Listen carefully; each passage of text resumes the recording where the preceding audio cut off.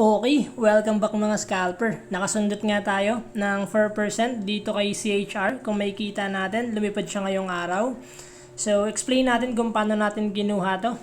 First is, kung makikita natin sa 15 minutes time frame natin, which is uptrend lang.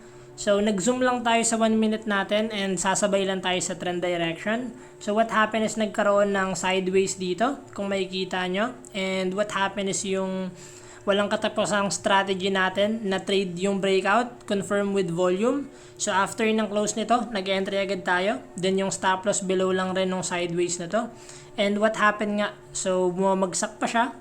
Tumusundot lang siya sa EMA natin but still respected, and yun nga, lumipad na.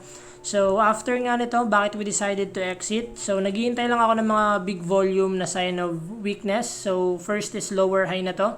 Kaya, and another sign of rejection. So, if mag-break man to, then possible sumundot ako ulit. But always check yung volume para hindi kayo ma-fake out.